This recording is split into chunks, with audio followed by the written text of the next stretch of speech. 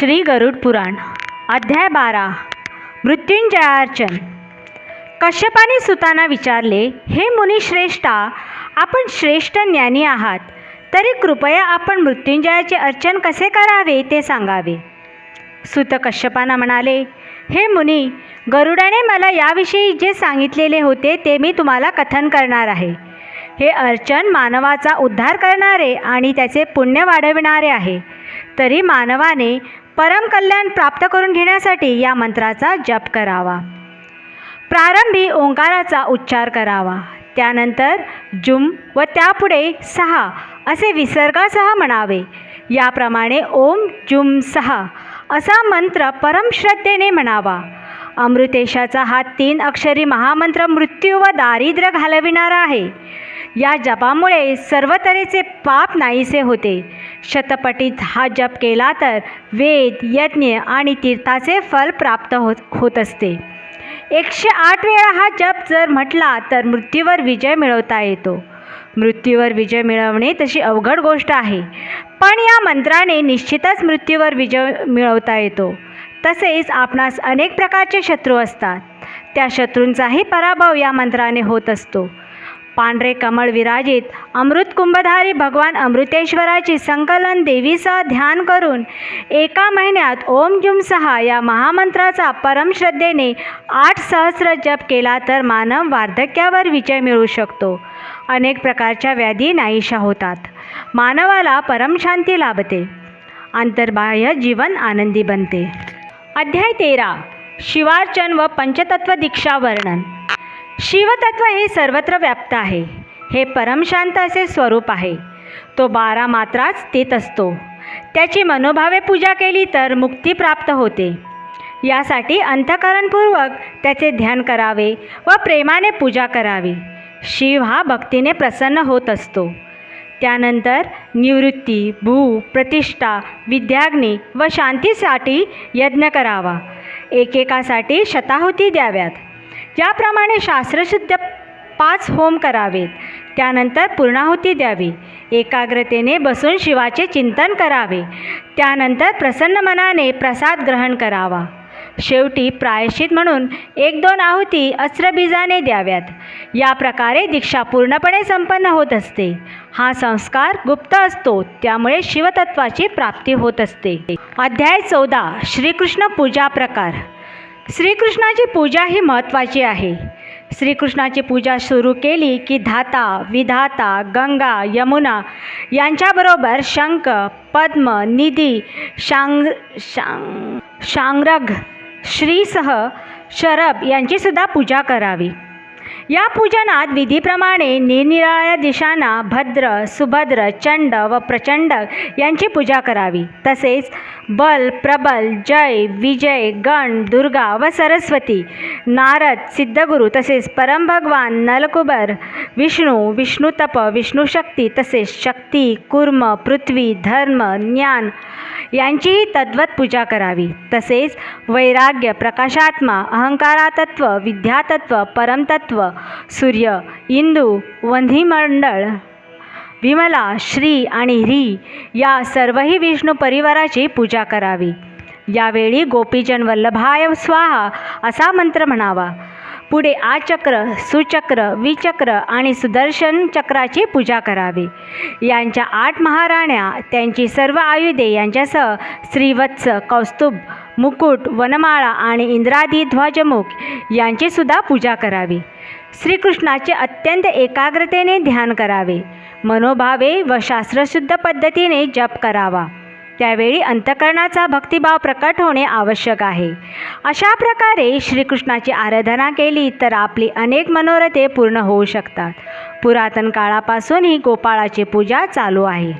अध्याय 15 गायत्री न्यास। महर्षी विश्वामित्रांनी गायत्री मंत्र सांगितला। सूर्यनारायण हा गायत्रीची अधिष्ठात्री देवता आहे।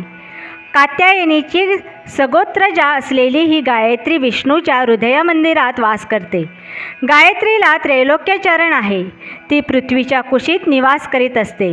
गायत्रीचे स्मरण जाणून घ्यावे, तिच्याविषयी पूर्ण ज्ञानप्राप्ती करून घ्यावी। गायत्रीचे स्वरूप समजून घेतल्यानंतर गायत्रीचा 12 लाख जप करावा।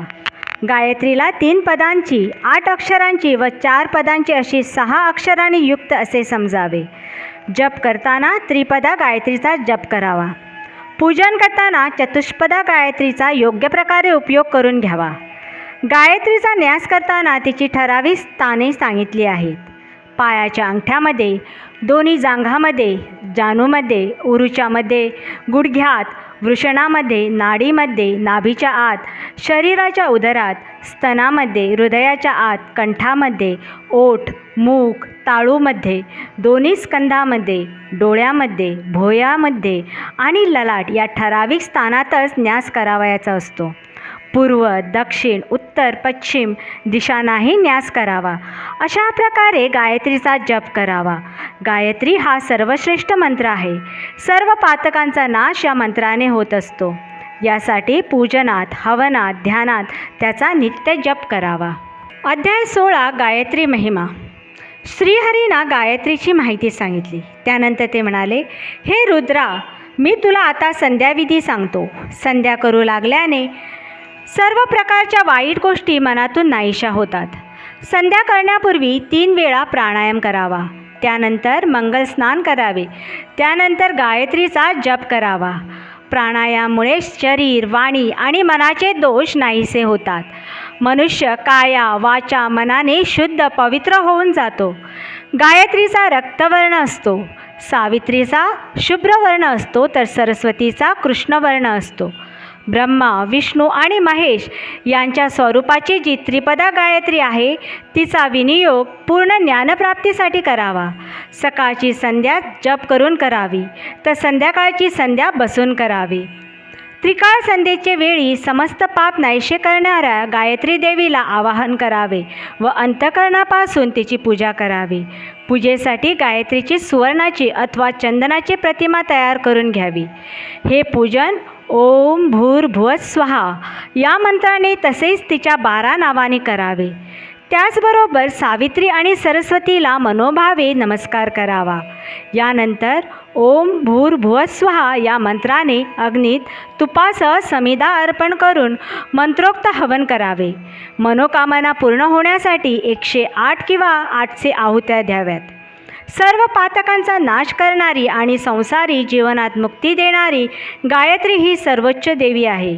अष्टोत्तर शत, 800, 1000 या संख्येत गायत्रीचा जप करावा. शतजपसंख्या पूर्ण झाल्यावर थोडेसे जलप्राशन करावे. त्रिकाल संध्येत गायत्री मंत्राचा जप केल्याने ब्रह्मलोकाची प्राप्ती होत असते. अध्याय 17 ब्रह्मदेवाचे ध्यान. ब्रह्मदेवाचे ध्यान केल्यामुळे मायेचा प्रभाव कमी होऊन जातो. आपले जीवन पवित्र बनवावे. सदाचाराच्या मार्गावरून वाटचाल करावी. मनाने आणि वाचेने ब्रह्मदेवाचे पूजन करावे. ब्रह्मदेवाचे ध्यान केल्यामुळे माणूस हरीशी एकरूप होऊन जातो. तो समाधी अवस्थेत गेला की देह, इंद्रिये, मन, बुद्धी व अहंकार रहित होऊन जातो. सच्चित आनंदरूप मी परब्रह्म आहे याची त्याला पूर्ण जाणीव होते. आपले शरीर म्हणजे एक प्रकारचा रथ आहे आणि इंद्रिये ही त्याची अश्व आहेत. त्यांना जो चालविणारा आहे त्यास विज्ञान म्हणतात.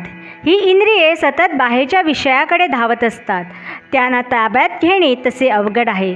परंतु मनरूपी लगामाच्या सहाय्याने 10 दिशांना धावणाऱ्या इंद्रियरूपी अश्वांना आपल्या ताब्यात ठेवता येते. जो इंद्रियांना ताब्यात ठेवतो तो सर्व प्रकारच्या दुःखातून पार होतो. अखंड आनंदाशी त्याची एकरूपता होते. त्याचे अंतर्बाह्य जीवन आनंदी होते. प्रपंच करूनही ते विवेकाच्या नौकेत बसल्यामुळे आनंदी असतात. अशा श्रेष्ठ लोकांना जन्ममरणाच्या चक्रामध्ये फिरावे लागत नाही. त्यांना परमानंद प्राप्त होत असतो. अहिंसादी गोष्टींना यम असे म्हणतात. शौचादींना नियम असे म्हणतात. पद्मासनादींना आसने असे म्हणतात. प्राणावर विजय मिळवणे याला प्राणायाम म्हणतात. या सर्व प्रक्रियावर प्रयत्नाने ताबा मिळवणे त्यास प्रत्याहार म्हणतात. मन केंद्रित करण्याच्या अभ्यासाला धारणा असे म्हणतात. सदैव ईश्वराचे चिंतन करणे यास ध्यान असे म्हणतात. या ध्यानाने ब्रह्माशी एकरूप होणे यास समाधी असे म्हणतात. ज्या लोकांना निराकार ब्रह्माचे ध्यान करणे शक्य नसेल त्यांनी हृदयामध्ये श्री विष्णूचे ध्यान करावे.